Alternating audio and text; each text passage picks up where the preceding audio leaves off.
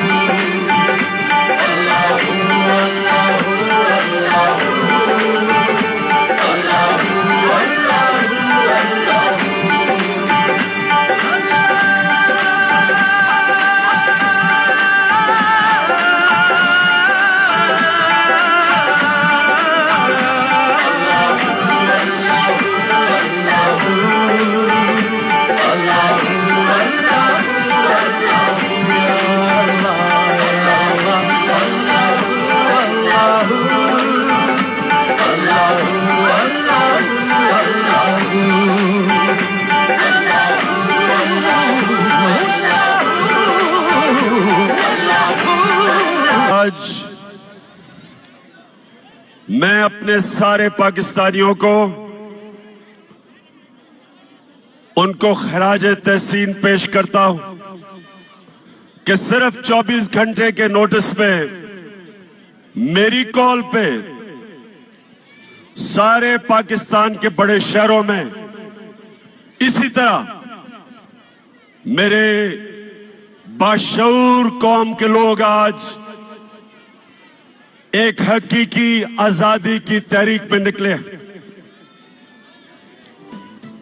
मैं उनको खराज तहसीन भी पेश करता हूं। या सामने खामोशी खामोशी खामोशी, एक खामोशी।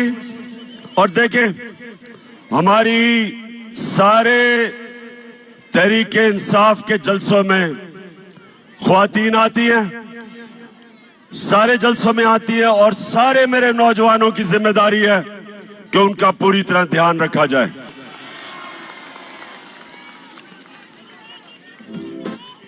अब खामोशी से आपने आज मेरी बात सुननी है।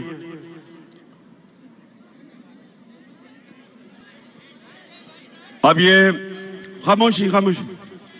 देखें, जब चंगेज खान दुनिया में फतह करने के लिए निकला तो वो ये करता था कि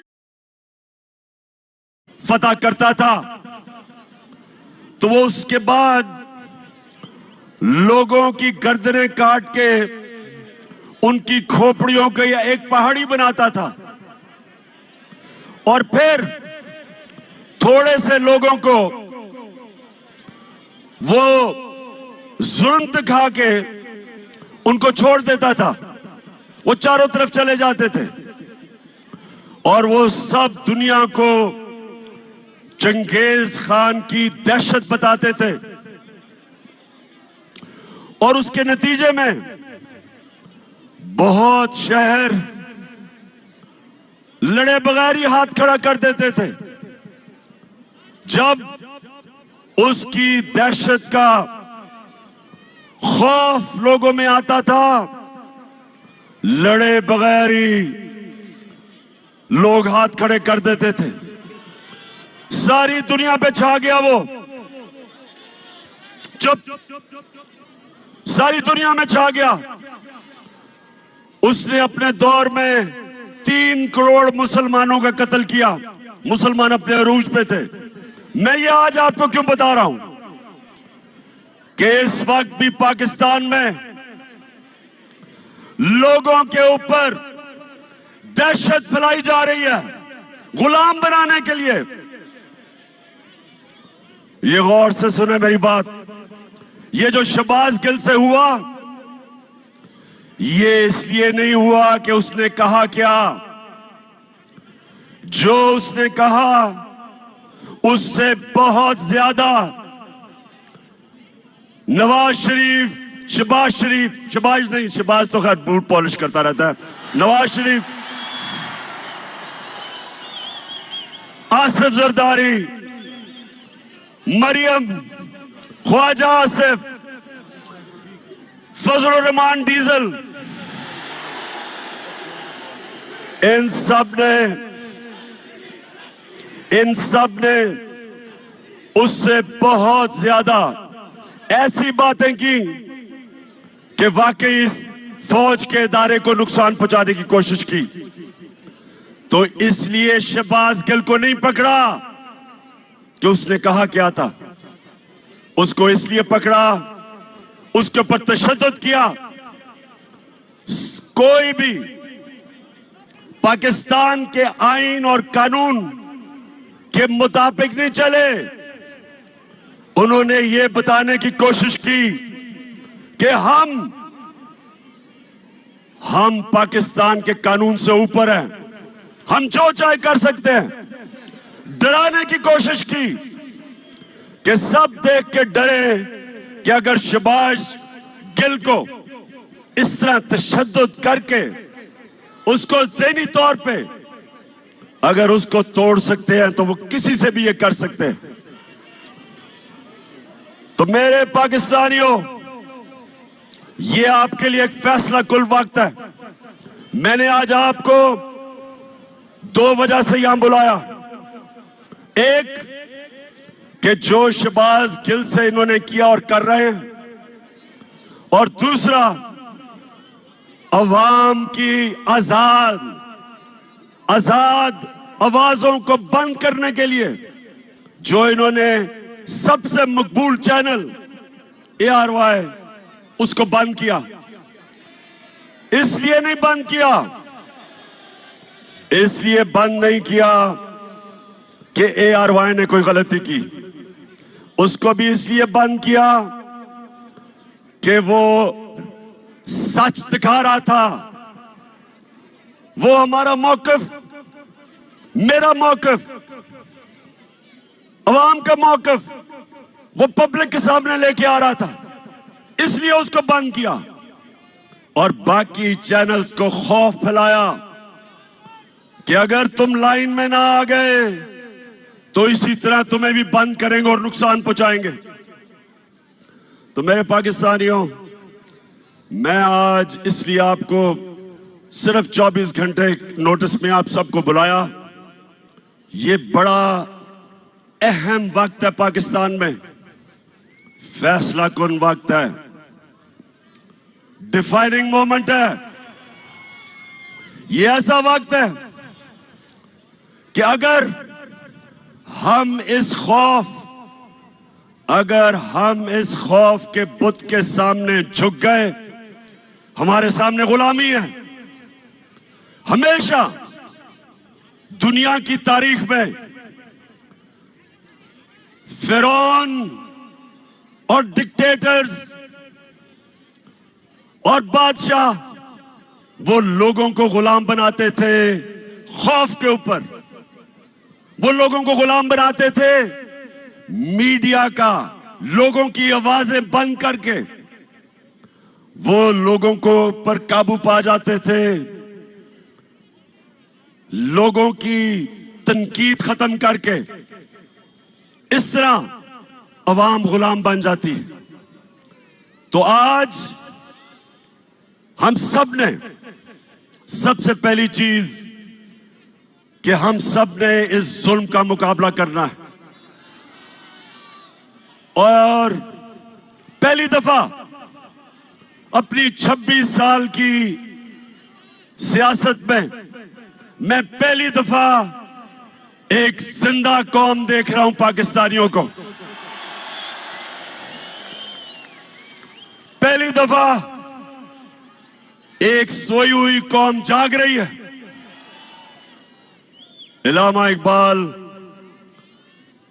सोए हुए मुसलमानों को, गुलाम मुसलमानों को मुसलसल कई सालों से अपनी शायरी से जगाने की कोशिश की। मुसलमानों की गैरत को जगाने की कोशिश की, उन्होंने मुसलमानों की खुददारी को जगाने की कोशिश की। आज भी वही दौर है। हम अंग्रेज से तो आजाद हो गए, लेकिन जो आज इन चोरों को ऊपर बिठाया एक बैरूनी चीज में कभी ये कौम भूलेगी नहीं। पुरअमन एहतजाज था। यहां डी चौक की तरफ लोग, फैमिलीज, बच्चे एक पुरअमन एहतजाज कर रहे थे और उस पुरअमन एहतजाज को जिस दहशतगर्दी से दहशत फैलाई गई, सामने नजर आ रहा है रेंजर्स को और पुलिस को। औरतें, बच्चे, फैमिलीज हैं, उनके ऊपर जिस बेदर्दी से इन्होंने शेलिंग की, सिर्फ एक मकसद था कि इन चोरों को हम किसी तरह, इन चोरों को जो हमारे ऊपर मुसल्लत किया, हम किसी तरह तस्लीम कर लें। सब सुन लो, ये चोरों को, जो चोरों का टोला है, जो थ्री स्टूजेस हैं, जो बाहर भगोड़ा बैठा है,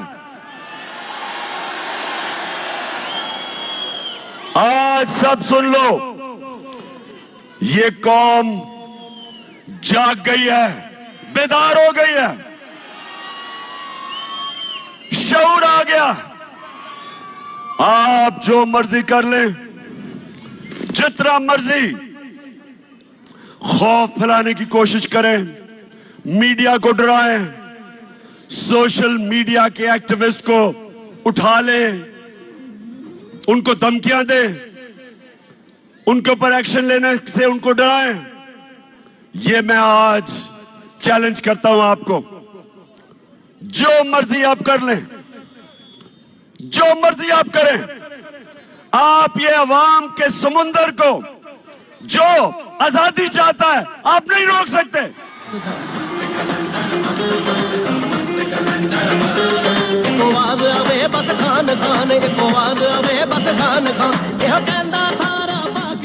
शहबाज गिल को, शहबाज गिल ने जिस तरह उसको उठाया, 2 दिन जो तशद्दुद किया, और फिर एक आदमी को इस तरह उन्होंने रखा जिस तरह पता नहीं कितना बड़ा मुल्क का कोई गद्दार पकड़ा है। शर्म करो। आईजी इस्लामाबाद, आईजी तुम और डीआईजी, तुम्हें तो हमने नहीं छोड़ना, तुम्हारे ऊपर केस करना हमने।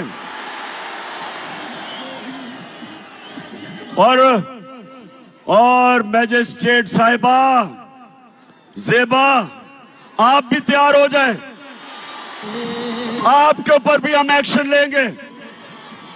आप सबको शर्म आनी चाहिए कि एक आदमी को, जिसको उस चीज के ऊपर जो तशद्दुद किया, अगर क्या कमजोरी को एक कमजोर आदमी मिला, उसी को आपने करना था।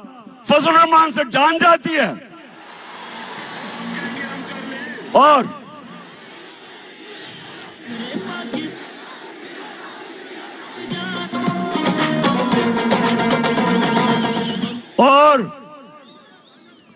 लाइफ सपोर्ट मशीन वाला ख्वाजा आसिफ,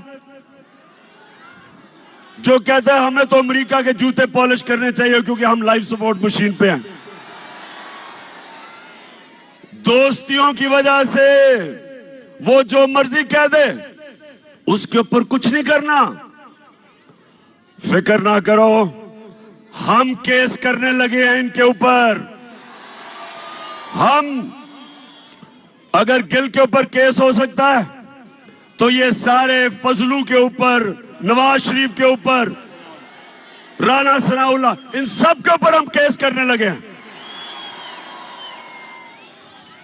क्योंकि मेरे पाकिस्तानियों, सुन लो मेरी बात, कौम आजाद होती है इंसाफ से, रूल ऑफ लॉ से। जब कानून की हुक्मरानी होती है तब एक कौम को हुकूक मिलते हैं और वो आजाद होते हैं।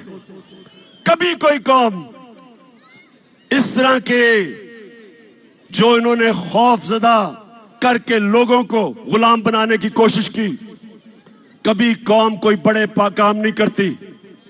परवाज तो उस कौम की होती है जो आजाद होती है, जिसके लोग आजाद होते हैं और इंसाफ आजाद करता है।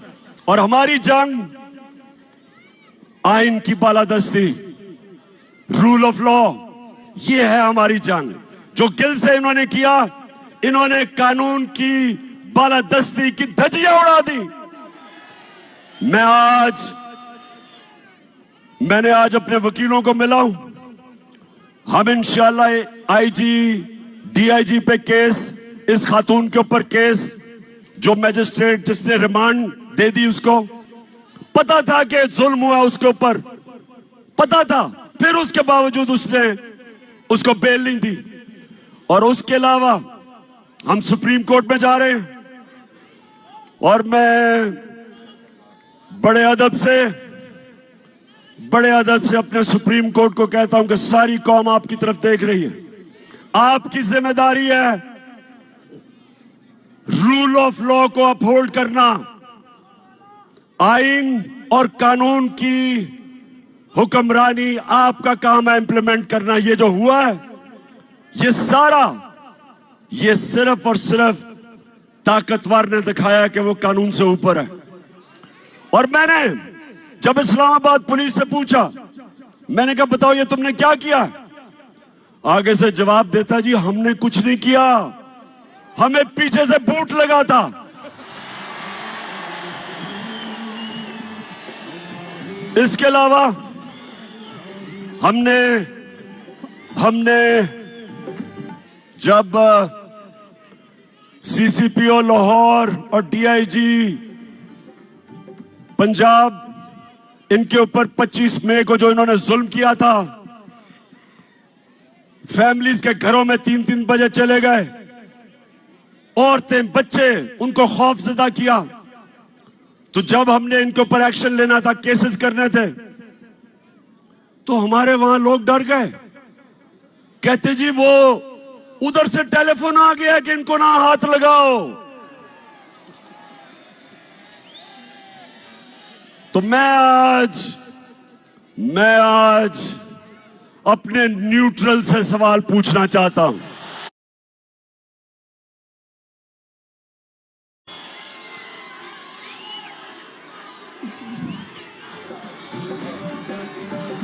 मुझे ये बताएं,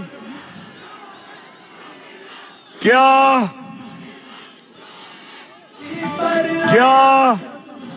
वाकई आप न्यूट्रल हैं?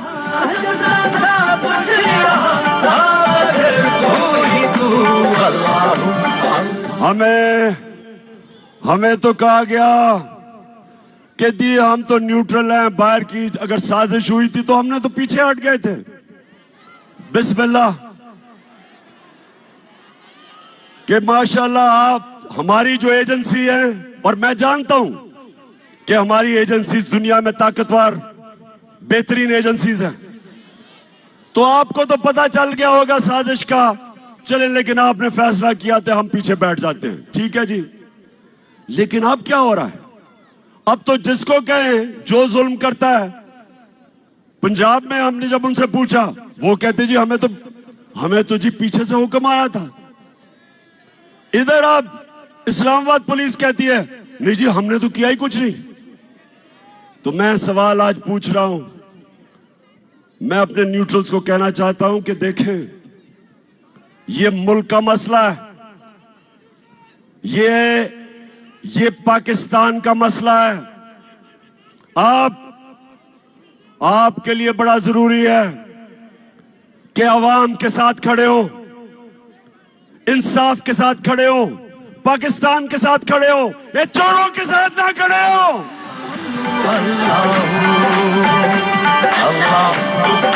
आपके जज्बात महसूस करना चाहता हूँ। हाथ नजर आएंगे तो पता लगेगा उम्मीद हमारी कहाँ है, किससे है।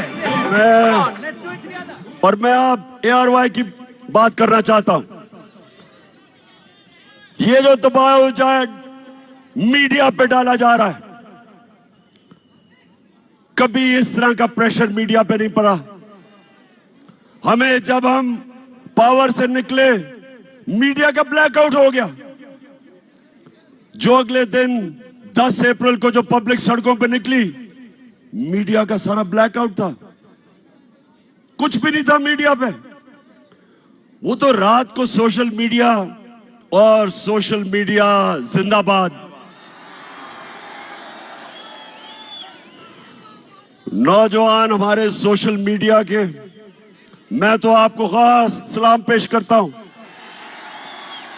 सोशल मीडिया पे आना शुरू हो गया कि अवाम सड़कों पे है, और फिर पहली चैनल जिसने अवाम दिखाई वो ARY था।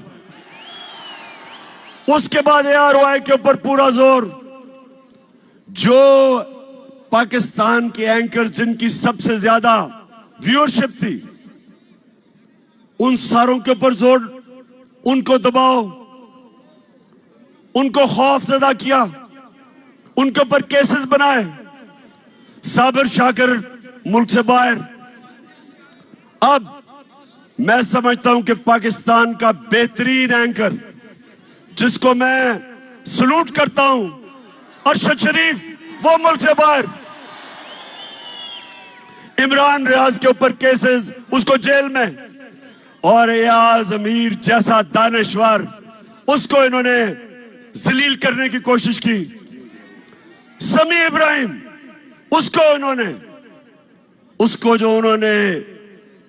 उसको भी जलील करने की कोशिश की, टीवी पे था। मैं ये सवाल पूछता हूं कि क्या इससे आप इन चोरों को हमारे ऊपर मुसल्लत करने में कामयाब हो जाएंगे? नहीं होंगे। और ARY को इन्होंने बंद किया। पिछले हफ्ते को जब हमारा हॉकी स्टेडियम में जलसा था, जलसा तो हमने इधर करना था इस्लामाबाद में, लेकिन इन्होंने किसी को भिजवा दिया यहां। तो मैं तो वैसे उनका शुक्र अदा भी करता हूं कि अच्छा वो यहां आ गए और हम हॉकी स्टेडियम में चले गए। लेकिन अब ARY नहीं दिखा रहा था, तो जिस चैनल ने उसको दिखाया, बोल टेलीविजन, सारी कौम उधर देखना शुरू हो गई, उसकी रेटिंग ऊपर चली गई। तो अगर किसी का ख्याल है कि आजकल के जमाने में मीडिया को बंद करके ये लुटेरों के टोले को हमें कबूल करवा देंगे, आप किसी और दुनिया में रह रहे हैं। कोई रोक नहीं सकता। सुन ले, मैं सारों को आज सुना रहा हूं जो सुनना चाहते हैं। कोई रोक नहीं सकता। जिधर पाकिस्तान जा रहा है, पाकिस्तान हकीकी आजादी की तरफ जा रहा है, वो आप रोक नहीं सकते। जो रास्ते में आएगा बह जाएगा। अब कल इंशाअल्लाह लियाकत बाग में मैं बड़ा अपनी आवाम को पूरा रोड मैप देने लगा हूं कि मैं अब से मुसलसल पाकिस्तान की सड़कों पे होऊंगा। कल से सारे पाकिस्तान का मेरा प्रोग्राम बनाया है। मैं अपनी आवाम को अपने साथ मिलाऊंगा और मैं अपनी कौम को समझाऊंगा, अपने बच्चों को, अपनी बहनों को। बुजुर्ग तो जानते हैं जिन्होंने देखा था पाकिस्तान बनते हुए। मैं सारों को तैयार करूंगा और इस मुल्क, हमारा मुल्क कभी बड़ा वो मुल्क नहीं बन सकता जो बनना था, जो इलामा इकबाल की ख्वाब थी, कायदे आजम की जद्दोजहद थी। वो तब तक नहीं बनेगा जब तक हम अपनी गुलामी की जंजीरें नहीं तोड़ते। ये जो गिल से हुआ, ये हमें गुलाम बनाने के लिए था।